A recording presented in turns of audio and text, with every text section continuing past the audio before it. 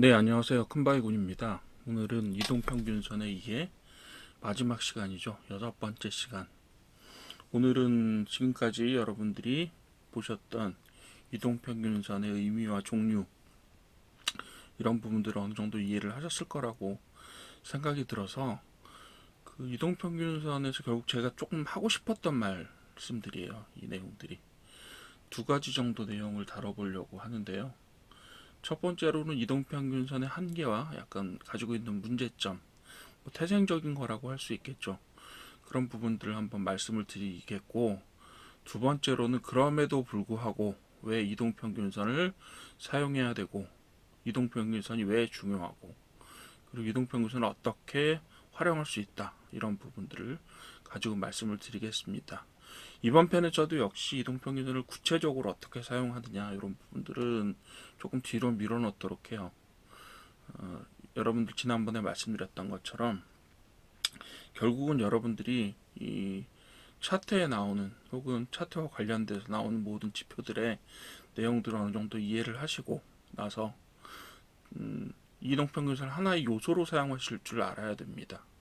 그렇기 때문에 이동평균선 하나만 가지고 어떻게 매수 포인트를 잡느냐 이런 것들을 말씀하시는 분들도 많지만, 물론 그런 분들도 어떤 확률적인 뭐 가능성이라든지 이런 것들을 가지고 말씀을 하실 거라고 생각이 들어요. 물론 경험치들도 있었을 거고요.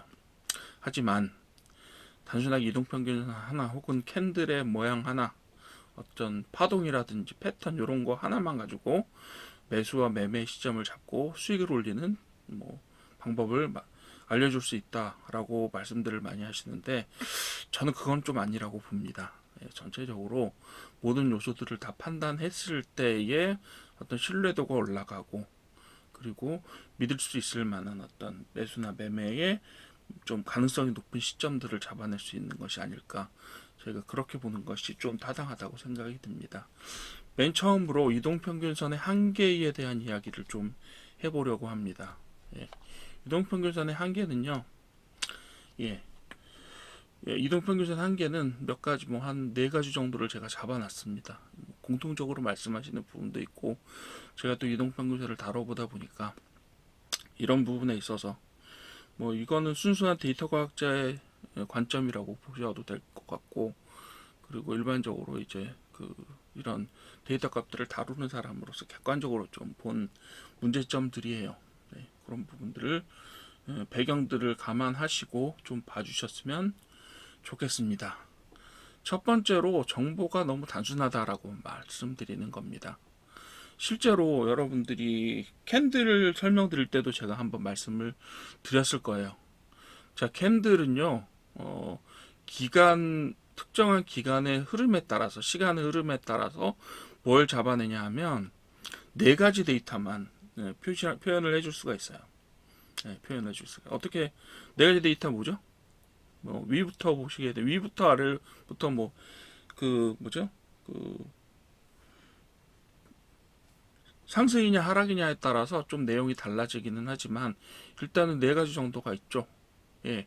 고가하고 저가가 있고 시가와 종가, 뭐 이렇게 네 가지의 정보들을 가지고 있습니다. 특정한 기간 내에 얼마만큼 올라갔고 얼마만큼 떨어진 기록이 있고, 그리고 장이 열릴 때는 얼마였고 장이 끝날 때는 얼마다. 이런 네 가지 정보만을 담고 있는 것이 바로 뭐예요? 캔들 차트죠. 예. 그런데 저기는 보통 이동평균선은 보통 어떤 데이터 하나만 씁니까? 예. 이동평균선을 그리실 때는요, 일반적으로 네 가지 데이터를 다 사용해도 된다라고 할 수 있어요. 실은 시가도 쓸 수 있고 종가도 쓸 수 있고요. 심지어 고가하고 저가도 이동평균선의 기준으로 사용될 수 있어요. 그렇지만 저에게 일반적으로 사용하는 이동평균선은 어떤 가격을 기준으로 하고 있죠? 종가입니다. 그 시점이 끝나는, 예를 들면 하루가 끝나는 3시 반의 종가, 예, 그 하나만의 정보들을 담고 있죠. 뭐 예를 들면 분봉이나 이런 식으로 따지게 되면 각 분마다 예, 나타나는 종가, 그런 것들을 나타내고 있죠. 그죠?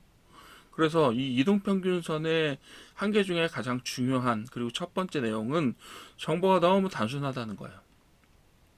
단지 종가만을 가지고, 그죠?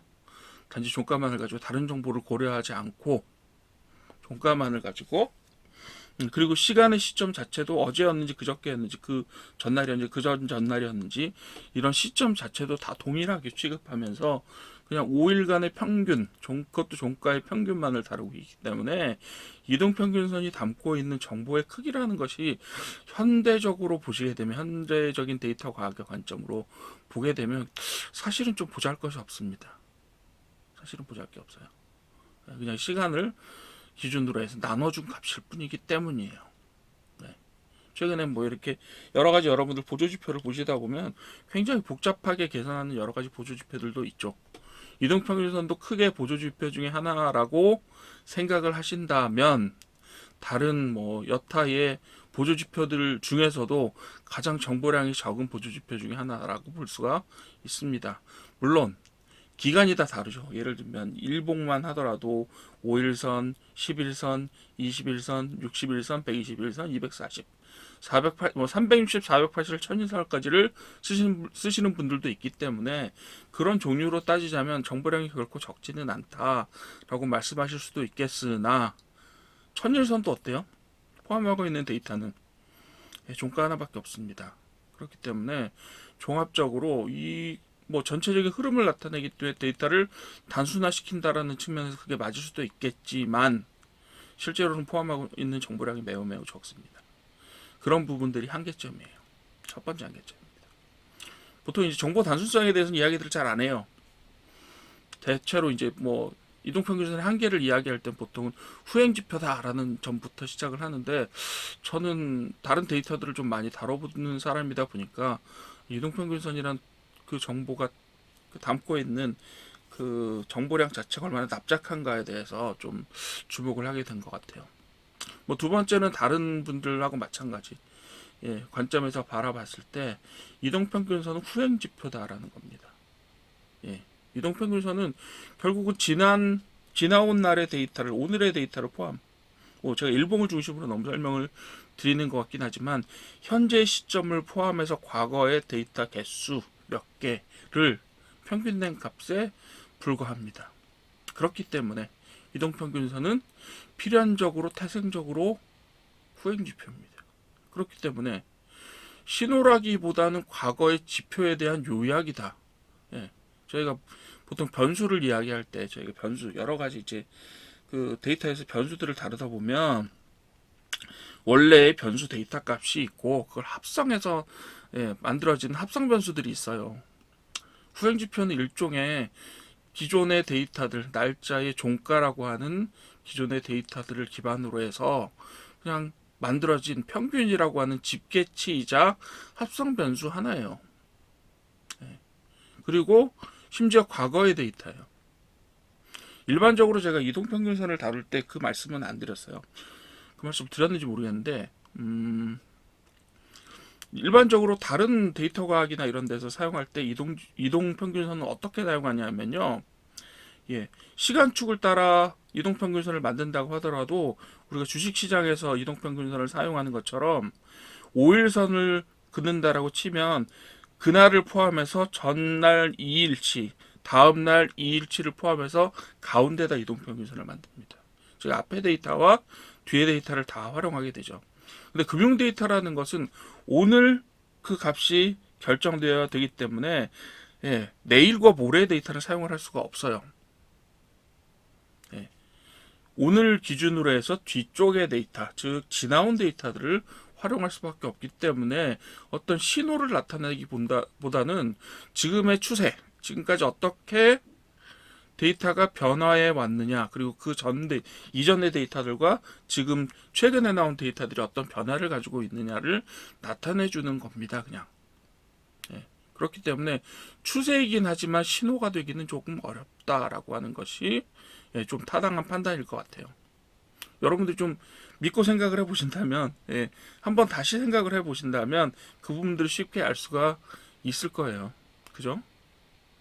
예를 들면 1차선을 쭉 따라온 차가 있어요. 계속해서 한 1km를 1차선만 고집을 했어요. 그죠? 그럼 1차선으로 가겠다라고 생각하는 것이 타당하긴 하지만 갑자기 차선 변경을 한다고 해서 이상한 일도 아닙니다. 그걸 신호라고 보기는 어려워요. 그런 겁니다. 자, 그 다음 세 번째로는 기준의 자의성이라고 이야기합니다. 조금 어려운 말이긴 한데, 기준 자체가 정하기 나름이라는 이야기예요. 정하기 나름이에요. 자의성이라는 게 바로 그런 겁니다. 뭐 어떻게 결정해도 큰 차이가 없는, 혹은 개인마다 정하기 나름, 마음대로 할 수 있음이란 뜻이에요. 일반적으로 저희가 사용하는 이동평균선이 어떤 선들이 있죠? 5일선, 21선, 61선, 121선, 241선, 때로는 361선, 481선, 1001선 정도까지를 사용합니다. 이건 일봉의 2단 이야기고, 사실은 주봉이나 월봉이 되면 월봉 같은 경우는 하나가 21선으로 거의 만들어지죠. 주봉은 하나가 5일선으로 만들어진다. 이렇게 볼 수가 있겠죠. 대대선으로서는 뭐 그런 큰 단위들을 사용하기도 합니다. 그죠? 뭐 때로는 연봉 사용하시는 분도 있다고 하는데 그건 호흡이 좀 너무 길지 않나라는 생각이 들고, 이 정도를 사용하고요. 네.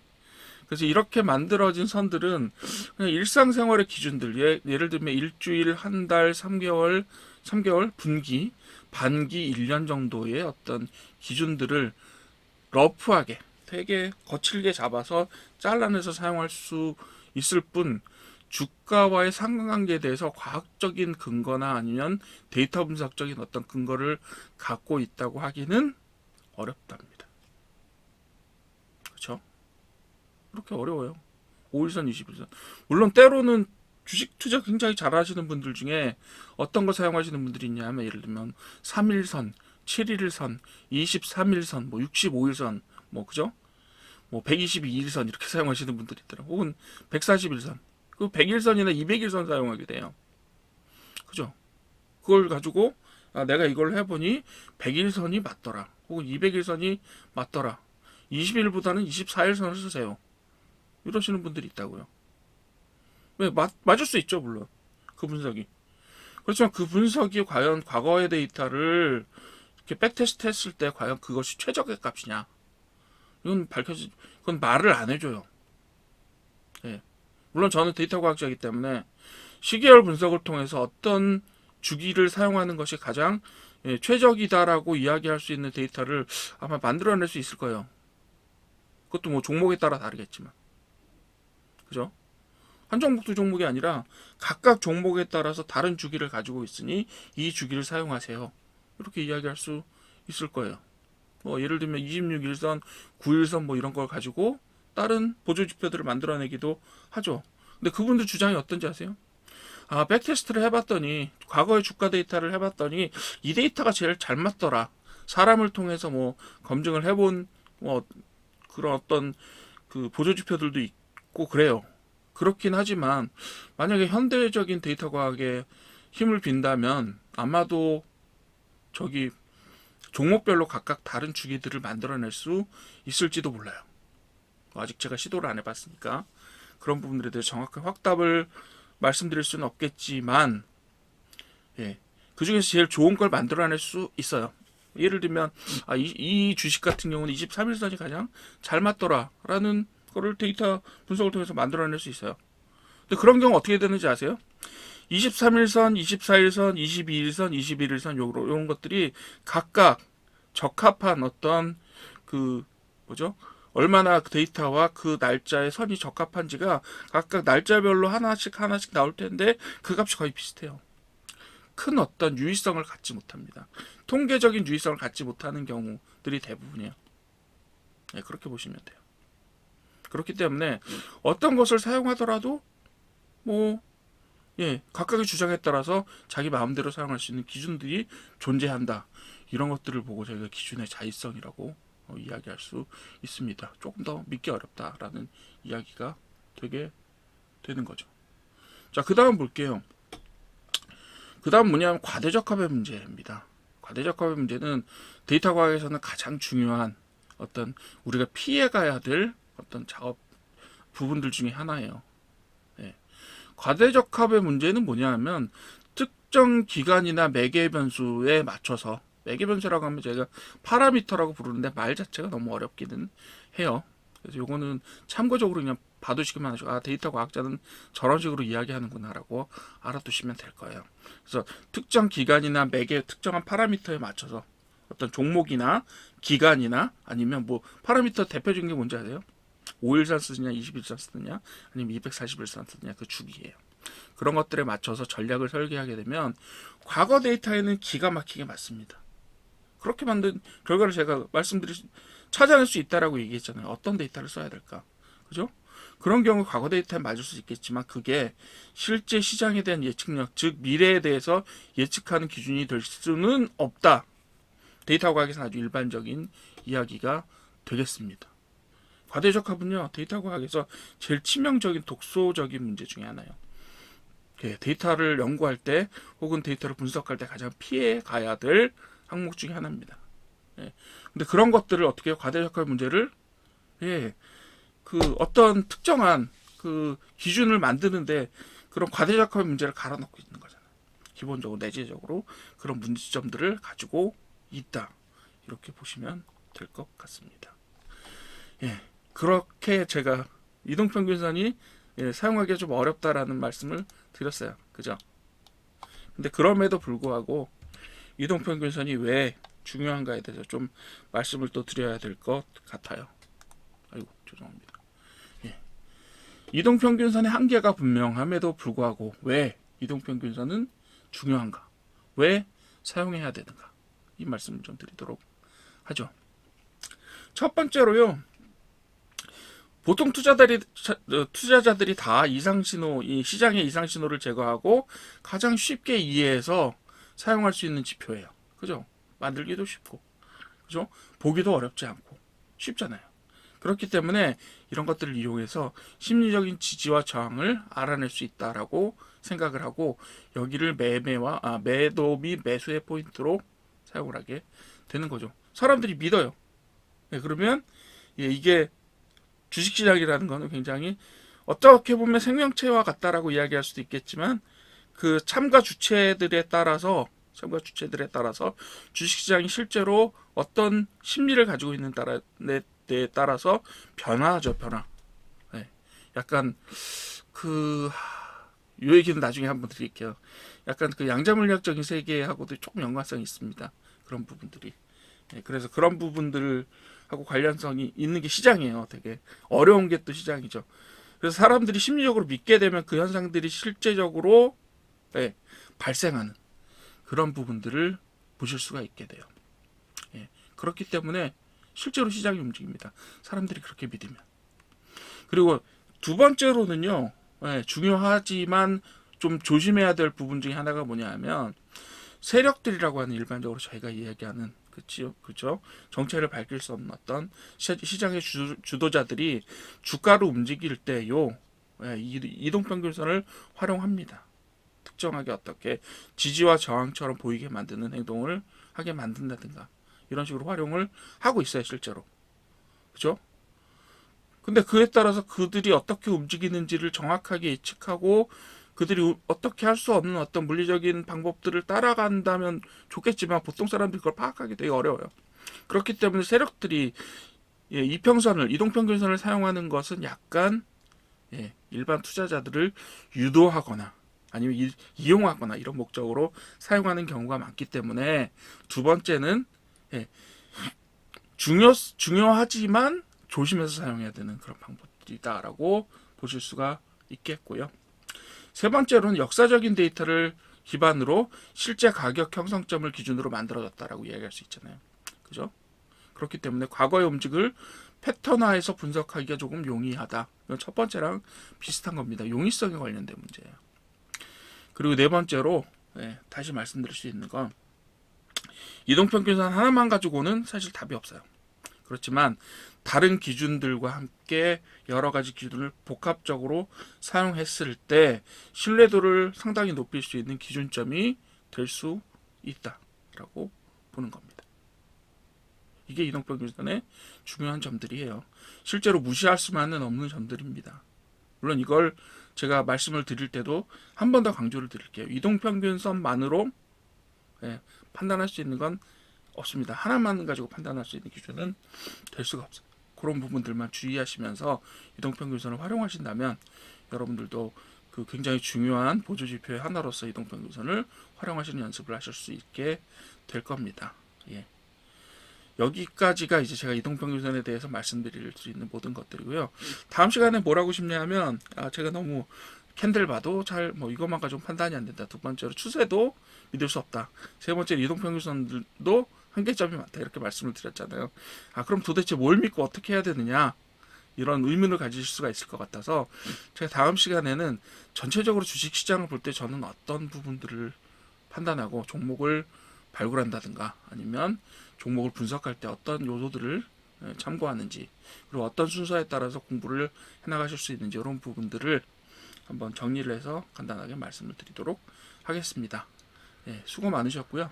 지난 시간이 좀 짧아서 이번 시간에 강의를 좀 하다 보니까 시간이 조금 길어졌네요.